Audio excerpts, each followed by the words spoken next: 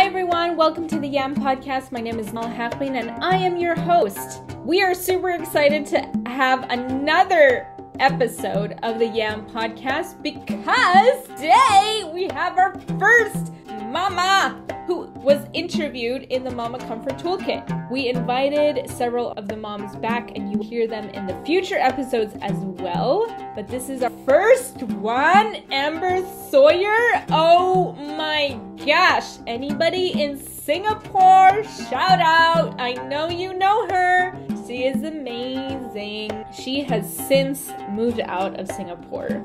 So she is now in Mallorca, Spain, I believe is the name of the city. And she's starting up her own yoga stuff there, and I'm just jealous for whoever is in that city and is able to enjoy inner stuff. She is an amazing yoga teacher. I mean, true embodiment of the yogic practices. I admire deeply. When I think of someone that I know of who has truly embodied the yogi principles in action and through practices it, she is my guiding star and my shining light. It is no wonder that people call her Angel Amber. And this episode, Holy Mother of Lordness, she gets really vulnerable with us, guys. We're super blessed with having her share one of the most difficult periods of her time, which was right after birth. And I'm just gonna let you guys get right into it and just share because it is so good. I cannot wait for you to hear it. So this short notice is to let you know that the YAM podcast does have adult language. So if you have any little ones around, please put your headphones on now. Hi everyone, welcome to the YAM podcast. My name is Nahal and I'm the host. And today we have a very special guest. A guest that I personally admire so much. So Amber is one of our beautiful mamas who had an interview with me for the Mama Toolkit, Comfort Toolkit product that I was doing the interviews for, which is where the entire YAM podcast idea came from, is actually from one of the mothers. And Amber was one of the later interviews. And the things that she shared with me, I think were so important to share with a bigger audience. And especially because she is a very deep-bodied practitioner of the yogic principles, one that I think truly embodies it. Her clarity of words when explaining this, I think will really also help enlighten people. So I'm going to read you Amber's bio. She is phenomenal. Welcome to gasp with me at certain points. As an embodied facilitator, Amber shares the joy of living through holistic practices of yoga, active meditations, elemental wellness, and pre-postnatal support. With more than 20 years of study and practice in yoga, Ayurveda, and meditation, as well as a PhD in Biomedical Engineering. What? In the field of stem cell tissue repair, Amber brings a unique perspective on healing and self-discovery through the influence of scientific and ancient wisdoms. From 2009 to 2018, Amber founded a community in the heart of Singapore known as Satsanga, which I have actually been a part of, which is beautiful, where she has offered and organized weekly active meditation, yoga classes, and community events after enjoying the birth of her little one in 2015. Amber's work primarily focuses on empowering women to have a conscious pregnancy, birth experience, and preparedness for motherhood. Currently, she serves as a birth assistant, teaches pre- and postnatal yoga, as well as offers her own 85-hour Yoga Alliance, embodied women, prenatal and postpartum yoga teacher training, which I want to do. Biannually, she runs this. In 2019, Amber founded Embodied Women Yoga, which is a platform for courses, CEUs, yoga teacher trainings, and resources related to women's health, particularly pregnancy and postpartum. So I'm going to link her bio and her website and all her activities and things. So anyone who is in Singapore, This is where it's at. Okay, you gotta go to Amber.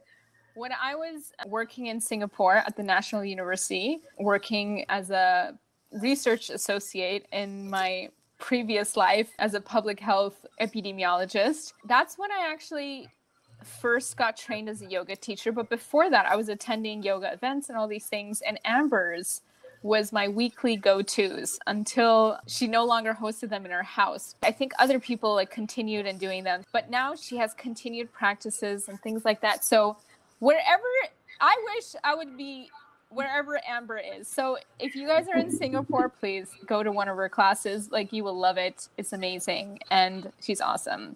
So today, maybe I thought, you know what? The first question I thought is that I don't know is how you got into yoga in the first place.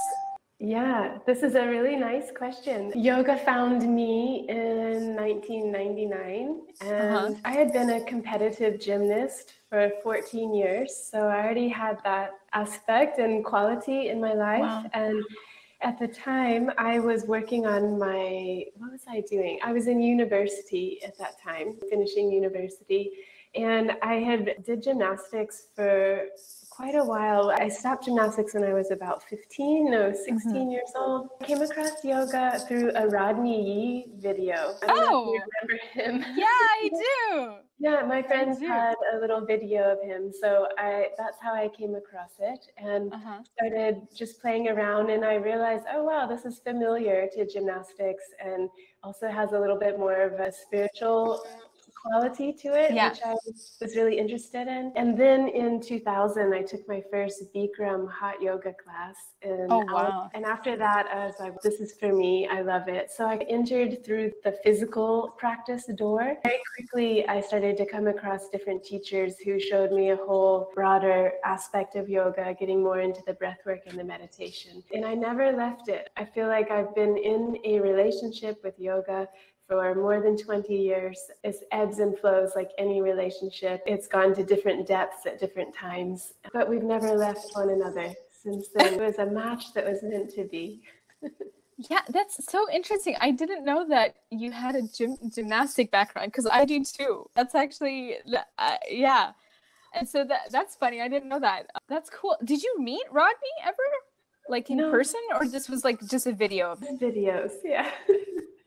Okay, so that's where it started.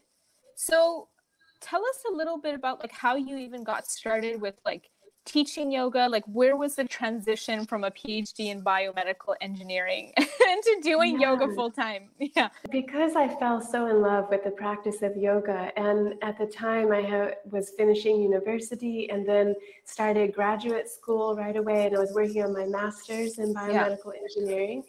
And I always found refuge in my yoga practice. It was really what just created so much balance and harmony for me to be able to de-stress in quite a stressful environment. Yeah. It was a man's world that I was in, and it was very stressful and demanding. And at the time, I was trying to complement that with competitive cycling, and I found that it just didn't go together. I was just competing all the time, whether it was on cycling, road cycling, or it was in my classes, in my exams. It was always just felt so much competition. And when I got deeper into yoga, it was such a beautiful balance, because finally I could drop the competition and be able to just go inwards to myself. And so it was a huge refuge for me. It's why it became such a significant part of my life. And then following that, when I moved to Singapore, I got recruited to come here after my PhD, I was recruited to come here for a postdoc position. And so my husband at the time, ex-husband now, we both came to Singapore to do this. And again, I was in a very stressful environment, and I did my postdoc for 3 years here with a lot of stress, a lot of ethical challenges. It was quite a difficult time, very rewarding, and had beautiful moments too, but it was quite difficult. And while I was doing my postdoc, I was also apprenticing with an Ayurvedic practitioner on the side, because I had always been interested in Ayurveda for a very long time, and naturopathy, and I was always curious, how can I create that bridge between the sciences, between biomedical sciences and engineering, and into the more esoteric, into Ayurveda, yoga, naturopathy. And then eventually I made a very big decision to leave academic research. That was in 2008.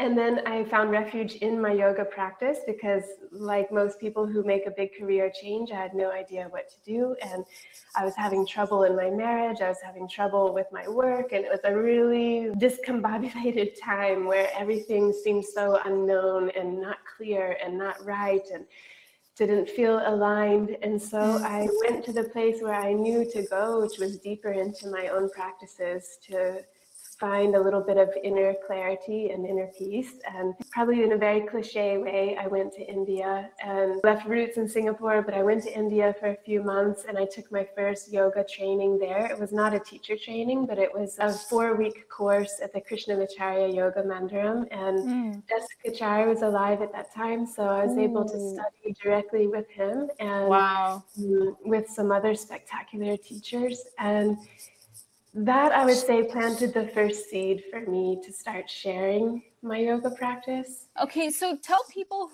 who don't know who Desikacharya is, please do share with them, like, who he is a little bit. His father was one of the Krishnamacharya, is considered one of the grandfathers of yoga. And there's been several pioneers who have brought the ancient teachings more into a westernized format to spread the popularity of yoga. So his father was one who was one of the, I would say, probably had one of the greatest impacts, because his students are people like Iyengar and his son Desikachar, and I'm missing some other important names at the moment that I'm Indra Devi, yeah. And so he had a lot of well-known students who helped to carry and promote yoga more to the West. And so his son at that time started the Krishnamacharya Yoga Mandiram, and they've done a lot of teaching through there. They still are. They're quite prolific in their teachings, and they run some really good courses, especially yoga therapy courses. After that experience there, when I came back to Singapore, I still didn't have a way of making any money here. And at the time, we didn't want to leave because my ex-husband found a nice job doing things he loved. So we weren't quite ready to leave. And so it was my previous stressed out science colleagues that wanted to practice yoga, learn yoga and meditation, because they saw that it helped me a lot during our time together. And they said, "You don't have a job, so maybe you teach us." And that's how it started. I never intended to be a yoga teacher. It was never, in fact, I didn't take an official yoga teacher training for many years after that. I was almost reluctant to do it because feeling that, what is that syndrome called? The imposter syndrome. I had that big time thinking, who am I to teach about something that's so ancient? And so I had a lot of that going on, but my friends were just constantly supporting and asking. Yeah, my friends started asking me to share more with them. So they came to my apartment. It's the same apartment I'm in right now. In fact, this room was where I started, just sharing yoga practices and meditation. And when I had been in India, I also met a really fascinating teacher there who introduced me to Osho active meditations. And I decided to bring him over to Singapore to share with some of my friends that were coming for sessions in my home. And he came in the fall of 2009. Is this the Osho? The Osho? Like the guy who wrote all the quotes? His sannyasin, yes. His sannyasin, one of his devotees, is who I met. And so he came and brought the Osho meditations and the methods to Singapore in my home. And I had gathered some of my friends. And we were all so inspired by these meditation methods because they were fun, they were easy to learn, they were non-dogmatic, and they were just so effective. So after this teacher left, I continued to offer the meditation methods weekly in addition to yoga. And so that's how it all started. And that became the basis of Satsanga, which ended up being the community that I ran here for almost 10 years, and having weekly meditation, yoga. And so the friends brought more friends, and then it ended up sustaining me for almost a decade here in Singapore, sharing these methods. So I would say that I organically became a yoga guide and meditation guide. It wasn't ever a goal that I had, but somehow existence arranged it in such a perfect way that it just happened. And I've been the wonderful recipient of many of these meditations, and just being in your home and in your aura and in your presence is already like you enter into a meditation as well. So tell us, how was it for you to have a baby? Or maybe you could share with people what was your personal practice before, and how did motherhood change that? Or like, how did it reveal also things for you?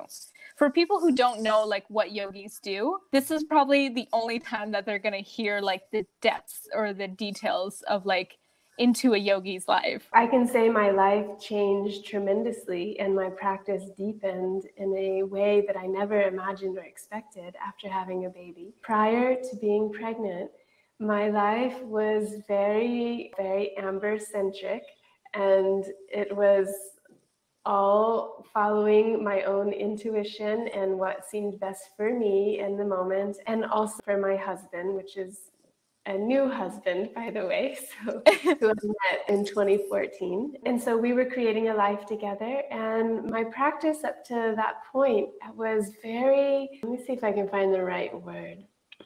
It had gone through so many different transitions and changes. So at one point in my life, it was very aesthetic and very rigorous, where I would wake up at 4:30 in the morning every day, and I would do a 2 to 3 hour practice.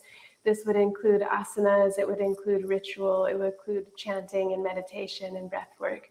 And it was done at a particular time in a particular way. I studied with many different teachers, some who claim they're enlightened beings. I stayed in ashrams, I meditated in caves, I've done 56 days of silence, living in ashrams where I'm the only woman and the only foreigner. And so I've had some very enriching, beautiful, profound, incredible experiences on the path of yoga, and have met pretty phenomenal teachers. Also, I've met teachers who are very not genuine, and so I've had some really difficult encounters there as well. So all of this has contributed to my path. So my practice was very rich prior to having my daughter. And it was I can only say it was very amber-centric. I could spend as much time as I wanted with my asanas, with my meditation. And I felt in my mind at that time, I'm really getting somewhere. I am touching something within that is everlasting and eternal. And I've worked on all these qualities and virtues, and I'm really getting somewhere. And I felt very content and at peace. And it was reflected by the people around me who saw me the same way. So I was living in a really beautiful world. And before I continue, can you see me? My video I can see you perfectly. Okay, I'm so happy. Yeah. This is making me so happy. Yeah. I would say I was cruising along in a very special place, and I had some pretty high views of myself, and I had a lot of humility. I wasn't going around with big ego, but I also thought that I was doing pretty well. And yeah, you're like, you're getting there. Yeah, I thought I'm getting somewhere. And I had a beautiful pregnancy. I had an amazing birth experience. All the yoga, breath work, meditation was instrumental, I think, in the birth that I had. And it was phenomenal. And after the birth, when I entered into the postpartum, especially those first tender years, I would say the first 3 to 4 years, my world got turned completely upside down. And everything changed. I felt scattered in infinite pieces and was in a deep process of trying to call all those pieces of myself home, to grieve the previous configuration and to give space for a new configuration. And there was a lot of processing, many layers. And I can say my practices of presence and awareness were instrumental in this path, to be able to see what was happening and to have clearer hindsight to also meet what was arising in the moment. And for sure, my practices changed 180. No longer did I have an amber-centric practice. Now this was about keeping a tiny baby alive and learning who I was in this new format. And allowing an identity change, finding a new way to relate to my partner, and as a triad, no longer as a dyad, going from feeling so competent in my life to suddenly incompetent as a mother, as I was learning how to be a mother and becoming a mother. So there's many things that changed. No longer can I afford the time to get up at 4:30 in the morning and to have beautiful, serene, undisturbed hours of practice where I feel content. Instead, it's like constant triggers, so much unpredictability, so much spontaneity, so much out of routine, new patterns, new rhythms, things that change constantly. Stress that where I had been in such a quiet place before, now there were all these crying baby. They're trying to figure out, how do I settle her? What does she need? What is she communicating? Sleep deprivation, no help in the house other than my wonderful husband, who is amazing support, but no extended family, no helpers. And it was a really tough time. So my practice became that. And it took me a while to see that this is my practice now. But it became that. How can I show up fully to what is happening right now? Holding space for myself and what I'm feeling, and also holding space for this tiny human in front of me, who this is her only way to communicate. How can I drop into this moment with so much presence, without expectation, and surrender to the outcome that is, like true karma yoga in practice, and true bhakti yoga in practice, and raja yoga in practice, jnana yoga, all of it was there wrapped up so perfectly, to where I really started to understand why being a householder has such the potential for profound depth of practice. It's a very different scenario than being in a cave by yourself or being in an ashram by yourself. Very different paths, both extremely meaningful. But this asked me to see my practice with a different aperture and a different lens, and to be able to see the value in this type of practice where it becomes moment to moment. It's not as scheduled. It's not a 2-hour event you do in the morning before sunrise. It is an ongoing 24/7 practice that's asking you, how can you surrender to this moment, and how can you lean into what is arising with full equanimity? That's what it's asking of you. And one thing that I thought of before, or I just see you and I'm like, I love and respect your practice, and I really truly see how you embody it. Even, and to actually make it clear to the audience, we don't know each other that well, but I feel her, and I know if somebody walks on the street and then you're like, yeah, they know what they're doing when it comes to yoga. This is how I see Amber. And also when I think that, I also think that I am very aware that everyone, even someone like Amber, will have challenges. But what type of challenges would Amber get? Because Amber is much more capable when it comes to these awarenesses and things like that. So that means her test, her baggage, her little wild pile of treasure of tests and difficulties is going to be next level. There's so many things that you shared with me before, but what basically happened, or something you shared with me about how these yoga practices have helped you, but how did it not help you in some aspects of motherhood, which I find super interesting as a yogi myself. And as other yoga teachers and yoga practitioners, I think this will be so helpful for you to say. And also for people who are not yogis and who have a fantasy dream about what yogis do. And they're like, oh my God, they're so great. What was the thing that, were these practices not helpful for you? And basically, what did you do after?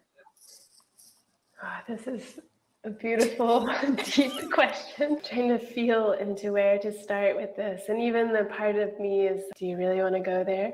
Yeah, we should go there because it's really important. So this might be a little bit longer answer than maybe what you imagined, but I have to go back in time a little bit. Is that throughout my life, like every human, I had some really difficult times and things that were so difficult to deal with that this is part of the reason why I ran towards spirituality, because I found it gave me a way to make sense of what was happening in my life and also to push it away a little bit.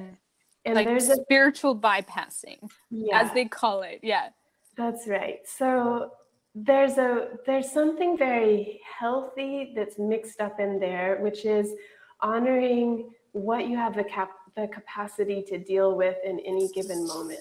Because sometimes we don't have the capacity to deal with things that are either So very traumatic or just happen to be not in that moment. We don't have the tools to deal with it or to stay in or the support. Or the support. And so spirituality can sometimes create a buffer where we can push those things aside and like breathe them to the side so that we can find whatever is untouched that's remaining behind all of it, and we can connect to that. And it gives a way to cope in the present moment.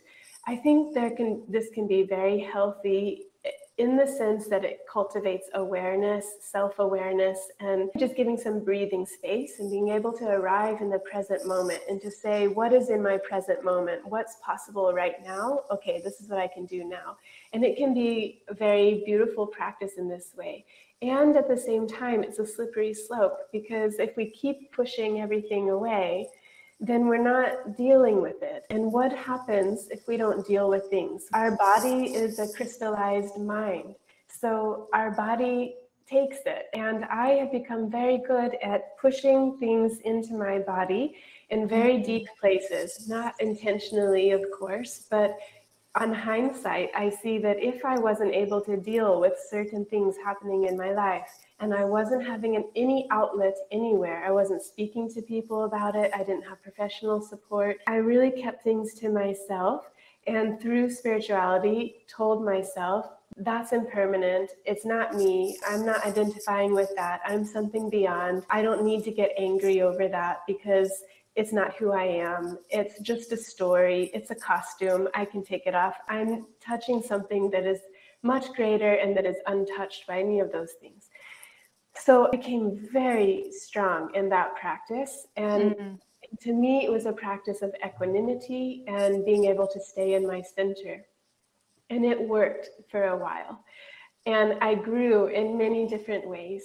However, what motherhood did for me is that through the physical pregnancy of my body changing shapes and transforming, and then birthing my daughter, I had a natural birth and I didn't have any pain medication, so I fell to everything. And it was a profound, incredible experience. And looking back, my theory is that the body just completely expands and opens like a portal to make room and space to allow this human being to come through you. And in so doing, this crystallized mind got stretched to its limits, literally, got joints opened, everything physically expanding and opening. And so whatever I had cleverly stuffed inside now bubbled up to the surface and was like, hey, remember me? I'm from 20 years ago, or I'm from 15 years ago, and you didn't deal with me, and here I am, hello. And coming out right when there's sleep deprivation and there's just so much flux and change in the life, where the threshold to stay in one center is very thin and there's not a lot of bandwidth or resilience to do that. And then here's all this stuff that bubbles up. And now I'm trying to remember what your original question was. Yeah, how did my practices help me and how did they not? What I found at that time was that because all that had opened, I was overwhelmed, and it was like a tsunami of emotions that could get triggered very easily. And it was like I had no bandwidth or resilience to be able to stay in my center the way that I could before. So it was like a tsunami of emotions that could get triggered very easily. And I didn't have the bandwidth or resilience to be able to stay in my center like I could before. And I found that it's not that the tools of yoga didn't help me. However, like I didn't have the same practice. I didn't have the same nourishment of my tools that I had before. Whereas, as I was describing earlier, I could spend hours with my practice. And if you can do that every day, wow, what powerful reminders and reflections to your subconscious of how to stay centered. But I didn't have my dedicated practice time anymore. I didn't have my me time to recharge my energy. So that had already changed. And the tools that I was very familiar with, following my breath, trying to find ways to be centered, present in the moment, it didn't seem to make the tsunami go away. It was where I realized this is bigger than me. And this is bigger than the practices that I'm familiar with. There would be times where I experienced panic attacks and hyperventilating and feelings of incredible overwhelm, feelings of rage that I was not used to. It was like all the anger I might have ever had in my whole life suddenly accumulated together into a fierce ball of rage that could be triggered by the smallest thing. And that's when I saw the tools that I'm used to using, they do not seem like they're really cut out for helping me deal with this. This just feels bigger than me. And it took some time for me to come to that realization, because I was a bit stubborn with it too, thinking that of course following my breath has to work. If I could just be more mindful, I would be able to get on top of this. But there were so many factors and variables at play. And eventually I realized, actually, I need some support, because this is bigger than my practices and bigger than me. And I found amazing support through doing body talk, through working with a somatic trauma therapist as well. And that was able to help refine the tools that I had so that I managed the tsunamis and be able to find a way to lean into them and to learn from them, so that then they became less and less. And then it became easier to be in my center and rely on my practices. So I never let go of my practices, but I had to expand them a little bit. And I also had to ask for some external support and help to be able to fill up again, to find a new threshold and a new way of working through a lot of the things that had not been worked through in my earlier years. So you shared with me before, but I don't know if you feel comfortable sharing with the audience, that you also mentioned you had some challenging times before. So you were saying that you suppressed everything and put everything down. What were some of those things that you suppressed down that came up and bubbled up? Yeah.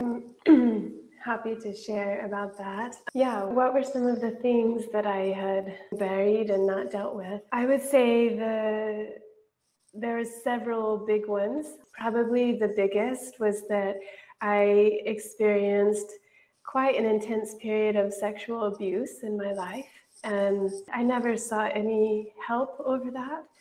And I didn't ever seek professional support, but I had somehow worked my way through it using spirituality to come to a place where I could be content with myself and move on. But I see, looking back, that's how I could deal with it then, but it didn't resolve it. And so childbirth somehow opened up a lot of that. So many interesting things happen with childbirth. One is through your physical body, and it's coming through the vaginal canal, a natural birth. And to me, if there's been any trauma there, that's going to trigger a lot of things it can trigger. Also, this feeling of your body not being your own anymore. So body autonomy is lost, especially depending on how you choose to raise a baby.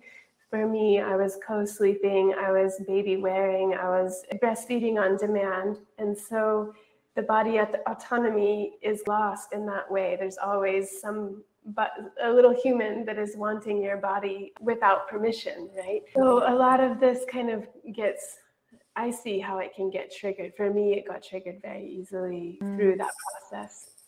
So there was a lot of unresolved sexual trauma that I needed to process. And through that, there was a lot of anger and rage. There were things that were left over from my divorce that I had gone through, which I also never had really dealt with. I had somehow found so much refuge in running satsanga that it was easier for me to put all my love and energy into satsanga rather than grieve the fact that a 12-year marriage had dissolved. And so there was a lot that was around that as well.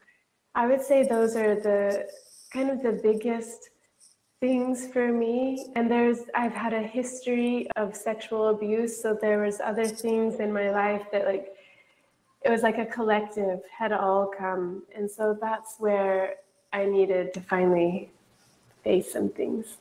And how did Amber deal with it? She held space for others and focused on meditation and breath and the joy of life and all these beautiful things. And that was just my way of not dealing with things and being able to still stay on my centers. I'm just not going to deal with it. So these kinds of things were all cleverly stuffed inside. I'm really hoping that you would feel comfortable in sharing some of what essentially made you seek out professional help and made you think that it was beyond your limits or beyond your practices. In a very candid way, I can share, which is probably not what people imagine when they look at me, but when I realized I needed help was when I was having and performing acts of self-harm. And this was in the early years of being postpartum. So this was in the early years of postpartum, and it didn't happen super frequently, but I would say every few months it was cyclical. Some of this rage that was getting triggered that I spoke about before, it really felt like a tsunami of emotions that was so huge, and it would crash over me and I felt I was drowning. And in those moments, the most severe, my vision would go black, the sound would go black, I would go inside myself. I was trying to focus on my breath because that's what I knew. Looking back now, I see that made things worse, actually. It escalated what I was feeling inside because I was so present with what I was feeling inside that I couldn't escape it. And it was too much for me. And it was so incredibly intense. The feeling of rage for me was rage. It wasn't fear or actually panic, even though we call these panic attacks, but it wasn't panic. It was immense anger and rage, and so much in that microsecond that it would feel like white hot lava, like not just red lava, but like white hot lava running through my veins. And it was so incredibly intense that all I wanted to do was to escape my body and get out of that and relieve the pressure immediately. And so thoughts would come in of how to do that. And it felt like these are not my thoughts, but somehow they came in. And at the moment, it felt like, yes, this is right. So I want to slash my arm. I want to cut myself to relieve the pain. And when I would do that, the feeling of cutting myself relieved so much of that anger, in split seconds. It was like a valve would open and it would relieve. Oh, wow. So that I could come back into my grief and into my sorrow, and I would be flooded with cortisol, and I would arrive back and then just be with my tears and my sadness rather than this overwhelming wave of rage that is terrifying. And so there I was doing self-harm in those moments, but somehow irrationally thinking that this was saving me from the tsunami. And so whether that was to my arm or whether it was hitting myself against a wall or a bookshelf or something that was there, or my head to the wall, there were moments looking back, I'm even sad to say these things out loud, to see the harm that I did to this beautiful body that has served me so incredibly much. But it wasn't rational. And in my calmer moments, and to give some context,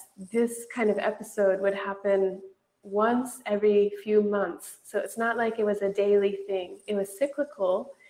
And it happened every few months over a period of years, but it wasn't every day. And that's why it was so difficult to get on top of it, because I couldn't figure out when it was going to happen. I didn't know my triggers. I think looking back, it was linked a lot to sleep deprivation and malnourishment, probably from the extended breastfeeding. And I had an autoimmune condition as well. I still do, that had flared up at that time and I didn't know. So there was a lot of hormonal things happening. So it was a big soup. And then a lot of stress in the current marriage, a lot of stress financially, no support, isolation, the way society's set up. There's so many different variables that are here. But it was in those calmer moments when I would reflect on what was happening that suddenly it was like, oh, this isn't healthy.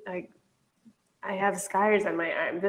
Something is happening here. This is bigger than me. And I've given myself some opportunity and tries to be able to manage it, but obviously it still keeps happening. So I really need some support and help. And my husband was supportive in his own way, but also, unfortunately, was part of the triggers. There were some dynamics that were going on there, and also what he started to represent from all the males in my life that had perpetrated me and my body. And so there was a lot wrapped up in what he started to represent. So he couldn't be the one to support me because he was actually interdependently involved. And so I, thankfully, a wiser part of myself said, you need help and you have to find a way to get it. And finances were an issue and everything's expensive in Singapore and we have no insurance. And I didn't want just the free counseling. I tried to go there and it was not understanding me and I couldn't connect.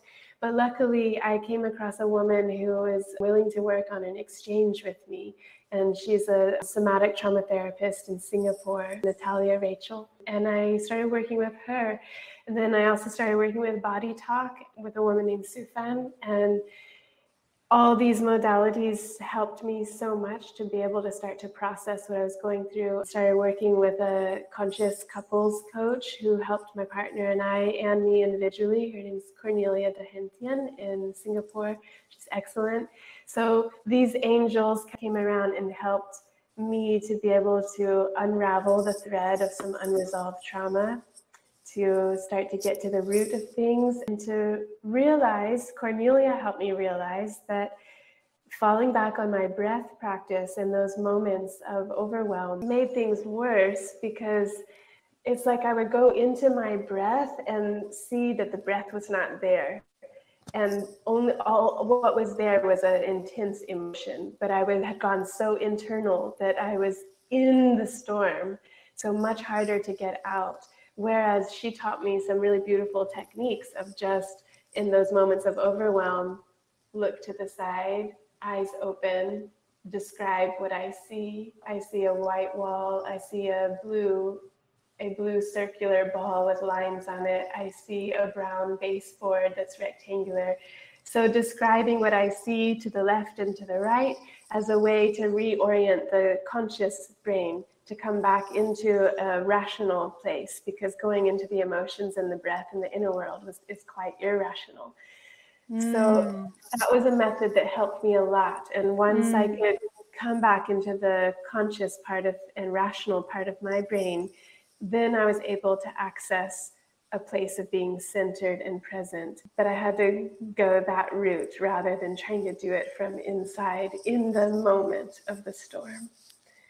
So this rage that you speak of was actually reflected in several of the conversations. So you're definitely not alone in this.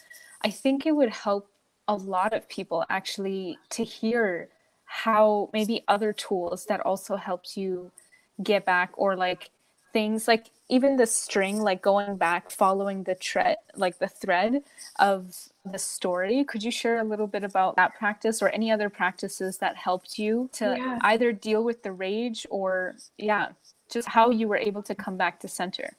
Yeah, I would love to talk so much about this because you're right. I'm not alone in it. There are so many postpartum women, especially, who are dealing with rage, and it's not something that we really hold space for in conversations in our society.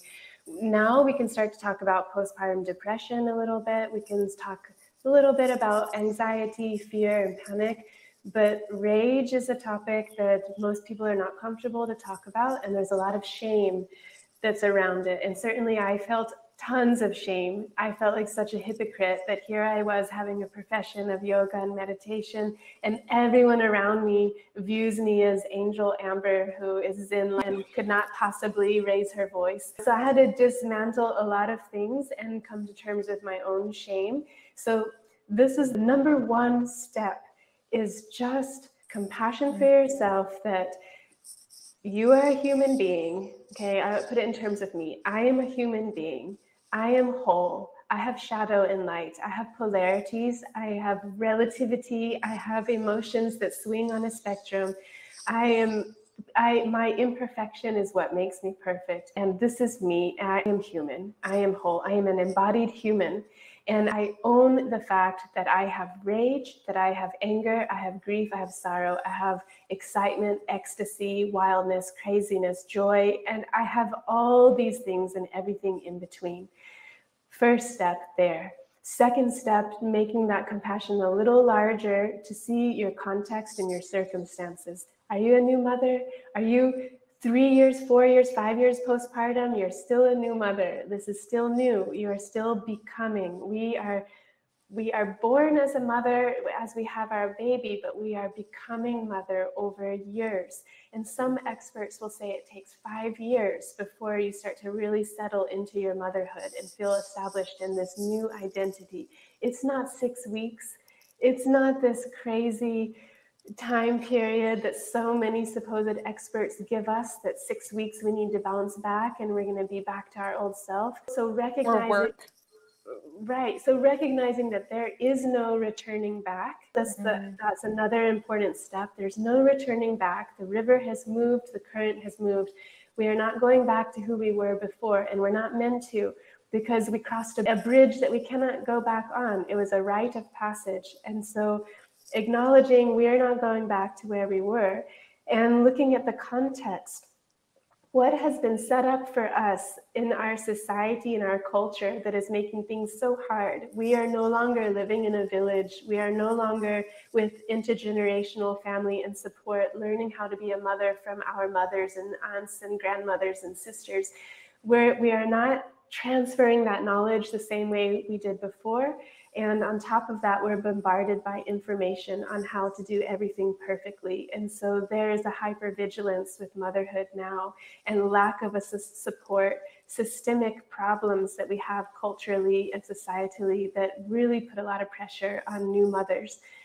So take a step back and look at this context. Look at the sleep deprivation that you have, and what kind of nourishment is in your body. What are you trying to do on your own? Problems in your relationship, etc. So I say all this to take a deep breath and find the compassion for ourselves, that of course you're having a hard time.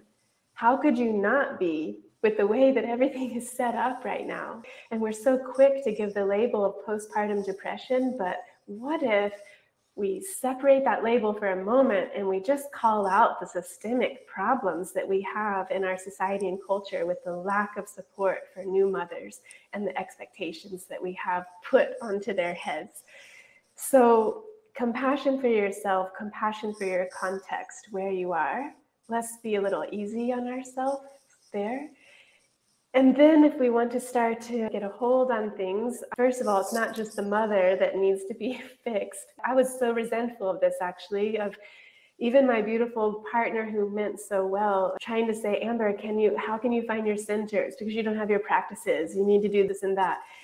Yeah, okay, there's some things for me to take responsibility for, but there's also, in the wider context, there's some responsibility that needs to be shared by our partners, by our family, by our culture, by our society. So let's not be so quick to pathologize everything, but instead to be like, wait, what's the bigger problem here that's contributing? Go into self-reflection and be accountable for your stuff. I always just like to get people to get your shit together, get your own shit together.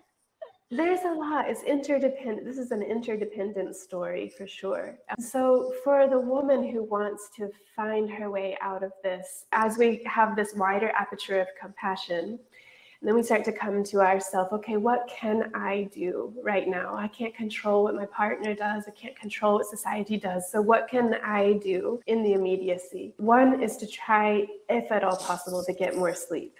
Like the sleep is so important. And this is not always easy and not always doable. It depends on how much support you have and what's happening in your family environment. But getting more sleep and getting nutrients and a balanced diet, this goes a long way to help to give us a little threshold. In the moment of an attack, a rage attack, let's say, or when you feel that tsunami of emotions, that tool I just gave right now, I found is so incredibly simple and powerful. And it just requires you look to one side, turn the head, describe out loud what you see, the qualities. Don't give things names like I see a ball, I see a wall. Not just labeling things, but actually describe the qualities, because that's what helps you get into the rational part of the brain, the conscious part. So you look to the right, you look to the left, you spend time describing what you, letting that bring you back into the present moment. For some people, they might use different tools that help bring them back. It could be feeling sensation in their feet or their hands, or maybe it is following the breath. Whatever anchor works for you to bring you back. I'm a proponent of having the eyes open in this moment. If you're feeling a tsunami of emotion, having the eyes open so that you can really come back into this outer world as a little breath of fresh air to get your bearings. This would be immediately. So following that, finding a way to settle the nervous system. And that's where once you feel grounded and you've arrived, then maybe you can follow the breath or even use humming, use your feet, walk a little bit, whatever you can do to settle the nervous system and to be able to bring that cortisol down a little bit and to come back. I had a thought I just wanted to throw out there. So nervous system, when I think of nervous system, I think breath, but you already mentioned that no breath in this moment because it will intensify the emotions. How about a bath? Like a warm bath, do you think that would have helped? Warm bath following, like in the moment of an emotional overwhelm, you honestly, for me in my experience, you don't have any rational thinking. So all the lifeline that you have, it's out of reach. Even to go do a bath is totally out of reach in that moment of overwhelm. To be able to physically walk somewhere, to see if a bath is ready, to turn the water on to make a bath. All of this is out of reach. However, I think a few steps later, this could be wonderful if there's that possibility to be alone, to have alone time. Yeah, so it depends on the context of what's happening. But I think immediately, if you're in the overwhelm, you have to find a way to come out and into the rational part of the brain. Then the self-tending after that is really important to deal with the cortisol outflow that's been there and to be able to settle the nervous system. So that's where a bath or a walk or humming or something or following the breath might be helpful. So that's all the acute, but the chronic, the long term, that's where the deeper work is. And it's not overnight. And it takes a lot of courage and a lot of right support to be able to go into those dark places that we all have. And I think finding out, like if you mentioned the thread, so following the thread to start to understand your triggers. What are your triggers? What are the triggers that create the perfect storm, whether it's from your side regarding sleep or food or a time in your cycle or whatever your personal triggers are that make your threshold a little weaker? And then what are the triggers that other people or other situations are doing so that we start to learn from them? What is this trigger about? and what's really behind it. And that's where we start to follow the thread. And so for me, I started to realize that it was a lot to do with boundaries and feeling that my boundaries were crossed, that I didn't have the autonomy that I needed, that my no was not heard, which kind of goes back to, for me, to the sexual trauma where my no was not respected. So I'm not saying every woman has sexual trauma at the root, but I know a lot do. And I think one thing that every woman can relate to is her boundaries being crossed in some way or another. That will hands down I hear all the sisters being like, amen to that. I don't know a single woman whose boundary has not been tested or crossed, if gently, but also severely, like various degrees of boundaries being crossed. So I don't think a single woman wouldn't be able to relate to this. Yeah, that's right. And we have an opportunity to start to declare our boundaries. And even with our babies, which I was trying to learn, even with our babies, we have a right to create our boundary when we are touched out, when we need a little break, when we need a pause, all the ways that we can be kind to ourselves and demarcate our boundaries for our own body autonomy and for our needs. Well, we are modeling that to our babies as well. We are teaching our babies self-worth when we can draw our own boundaries. And that was a nice shift for me to be able to see that. Yeah, I guess these would be some of my recommendations. I just wanted to strengthen the last point because we recently, in the membership portal, we spoke to an expert on early childhood education. And one of the things that I found really fascinating, one of the reasons why I invited her was she was actually talking, she had a very interesting perspective on consent of like with the baby, that every time you change the baby, like you actually need to tell the baby that you are changing it and that you're going to take it off and then you're going to wipe him. Like, so it's like you're narrating what you're doing. And then for them to be mirrored that so that they know that if someone else is not doing that and just like grabbing things or touching things or doing things to you, then this is not okay. And so it was from babyhood, which that to me was like, oh, wow, that's how early we need to start teaching these things. Yeah. And that's where, like, when you say something like that, where I can hear a lot of the women, once you say that, like, you had to create your own boundaries, like a lot of women, I like feel like a surge of fear or guilt immediately, just like thinking that they would do that.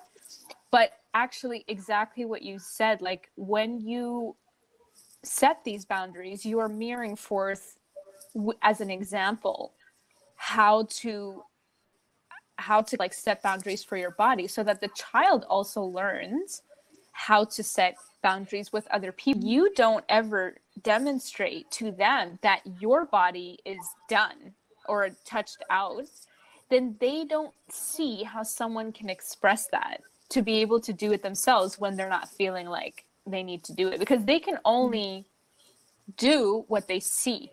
They observe, not what you say to them always, but it's like they observe how you behave. So I just really wanted to emphasize this point of how it is not just care for one, but it is care for all. And it is care for everyone to be in this space. And even though I find it's so funny that it's coming in this conversation between two yogis, is talking about boundaries when we know we're all one. And we know that our identities are all garbage and we're used to just letting it go. And yet we're here talking about boundaries. It's so funny. But at the same time, it's not in, what's the word? Like, it's consistent with each other. Like, yes, you're right. It's not exclusive. They go together. Is the word. Yeah, exactly. The only way, like, this is actually so many beautiful bits of wisdom that you had in there. First, on that note, yes, we are all one. We are all one. However, we also need to live in this world, which is a relative world. So this is where I got lost a little bit in Advaita Vedanta, is this idea of they're not two, right? And so exactly. Yes, that is on one level of reality. We can say that's at the source level, but that's not where we live. We live here in this world, which is relative. So we also need to take care of the relativity that's here. The only way to truly see this connection in others is when we have that connection to ourself. So it needs to be defined. Self needs to be defined. So we have our boundaries. The boundary is what allows us through relativity to know the center, to know the self. When we can know that and access that, then I can see me in you. Then I can see Wow. our you know. Oh my gosh, you just nailed that. That's so powerful. Definitely for my fellow yogi sisters and stuff like that. Because several women have also shared with me their physical traumas, and they were expressing shame to me that they were expressing shame, but also just compassion for the perpetrator. And I was like, bitch, no, you gotta get mad. No, that was fucked up. What happened to you? That was fucked up. That was fucked up. We can be compassionate as yogis for sure. Yes. But it is not an exclusion to your rage first. Feel compassion later. But your rage, the injustice of that act must be expressed. Because it's unjust.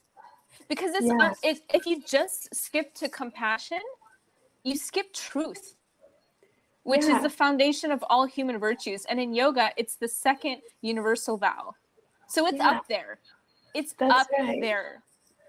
Yeah, that's right. And I would say that this would be spiritual bypassing if you could just go straight to the compassion.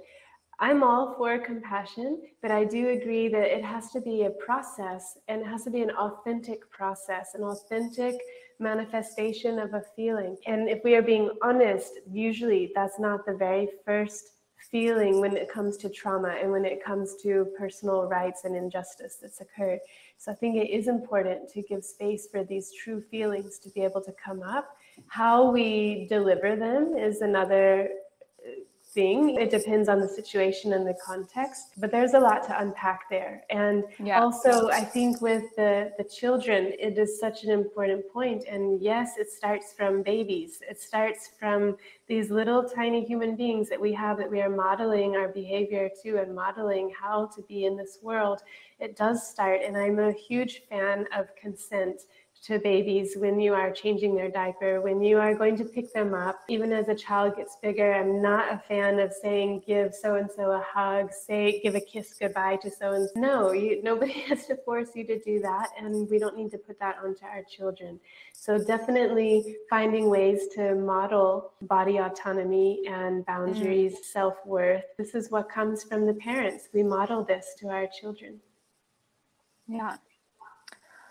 Oh my gosh, Amber, I feel like I could talk to you about this for like ever. But it's so funny, like when I was having this conversation, I was thinking how hard it was going to be for me to watch you say these things, because the first time hearing it, it was tender on my heart. And it's funny that, not funny, I want to say funny is the word, but I found it really interesting that what touched me in our conversation today is when you were sharing about the tools and how much I know it's going to help the other mothers. And I was thinking that I don't think no one can foresee like what's going to happen. But what I felt from this conversation is that women are going to hear this, and that shame of that rage is going to be diminished, or hopefully gone entirely. But then not only that, which is so powerful in just itself, but you were giving so many practical tools that I was like, oh my gosh, in the silence of the night, in their shadows, they will be able to use this. And even if someone's listening, the beauty of a podcast is that you can just listen to something and then you don't have to talk to anybody about it. It's like almost that you can resolve things by watching two people talk about it in a sense. However, I did want to let everyone know that on Yoga in the land of Yoga Avec Moi, each podcast, we have a blog. And beneath the blog, we have a comment section. For you or anyone who would like to share either your own experience or things that we were talking about this time that you had more questions of Amber or more questions about what was going on or any other comments of like me too and whatnot, we want to hear it and we want you to please go to the blog. Like this, I keep forgetting to say this I usually want to say this at the beginning of blogs so that people can, as they're listening to us, they can just commentate and join our conversation. Because I just always want to include more people to like be together and heal together, really. So if you're feeling moved to that, please go to that space. I'm sure Amber is going to be popping in if there's any questions that you have. I'm sure she would be willing and open to share with you as well, like how to do that in her own time. She has a very busy schedule. Sorry, I didn't want to just put you out there that you're going to service all these people. I don't know who's going to come to you, Amber. But I anticipate there will be women who feel alone in this and they will want to speak to you about this. Just a last question that I had. I just wanted to like preface this. Something that I heard about self-harm, as I don't have much experience with dealing with clients with this particular aspect, is that one of the reasons why they do self-harm, at least I'm sure there's many reasons why people do self-harm, and I think your case is separate in this, but I was just wondering, I'm sure you've done a lot of research on self-harm or just speaking about it more with the therapist or all the wonderful people that you mentioned. One thing that I heard was that one reason why people do self-harm is to actually feel. In your case, I think it was for you to feel less. But I don't know if you've heard the opposite of one reason why people numb is because they've numbed themselves out, that they cut themselves to actually feel something. That like it's a way to reassure them that they exist, that they're like in this world. So, yes.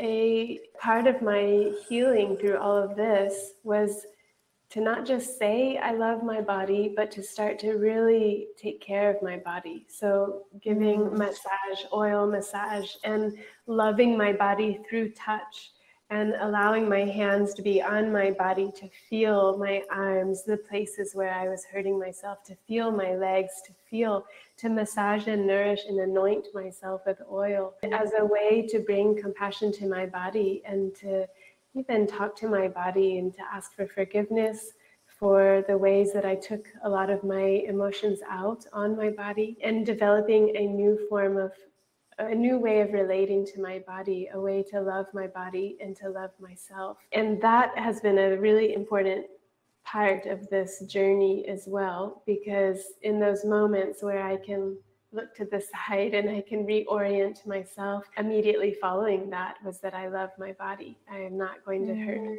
I am choosing not to hurt my body. That was a big part of that healing as well. And I will say that these things, for me, they work, and it brought me out of that. I haven't had those episodes now. My daughter just turned 6, and this hasn't arisen now for more than 2 years. I'm so happy that you shared that, because we're out of the woods. Yeah. There's a hope story here. Yeah, it is. That's right. I'm going to have to go. I hear the little one behind the door, and she's getting hungry. All right, my love. Thank you so much for this.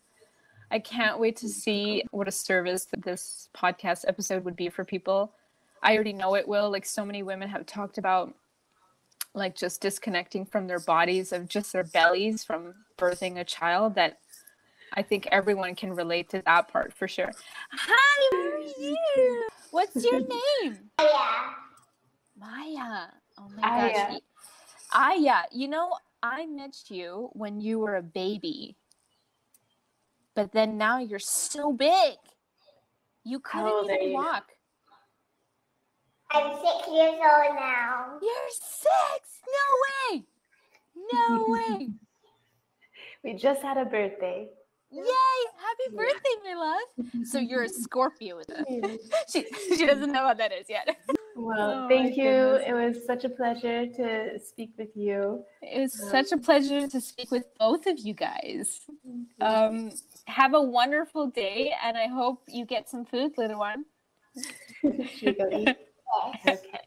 All right. All right. Thank you. All right. See you again. All right. Bye. Bye-bye. I hope you enjoyed that episode. I'm going to leave in the podcast blog all of Amber's information if you want to look her up. If you're in Spain, oh my gosh, I am jello, and I really wish for your joy to see her. I hope you guys enjoyed this podcast and really benefited in some way, because even after I did this interview with her, that technique that she shared of looking left and was super powerful in a very difficult period of time for me as well. And I was like, oh my God, maybe the only reason why I'm interviewing these people are to like literally help myself. But I know this will also help other people. And I really wish for as many people to hear it as possible. So please, if you know anyone who has ever suffered from postpartum mood disorders, do share it with them. Also, our episode 3 on the YAM podcast is also on a hospitalized mood disorder. So if you haven't listened to that already, do check it out. But this seems to be an issue that women struggle a lot with in silence. And that's kind of why we wanted to showcase it on the YAM podcast, to let other women know that you are not alone. This happens. And we're so grateful for both Zareen Patton in episode 3 and now Amber Sawyer for sharing their experiences, because I'm really hoping that it will be a sigh of relief for people who never even got help during their difficulties, or may still be going through it and might realize that they actually need to seek out help maybe after an episode like this.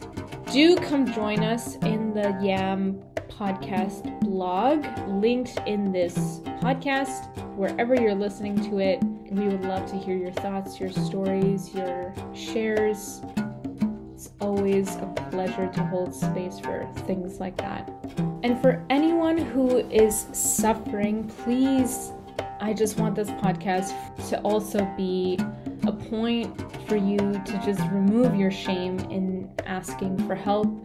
If anyone is an example of this, it's Amber. She is a professional herself to be able to seek assistance within herself, and she has a lot of tools, but even so, we all need help from time to time. So if it's me that you would like to get support from, or someone else, let us know how we can support you, and we sincerely hope that you will get well. We love you, we hope you're doing well, and we will see you in the next episode.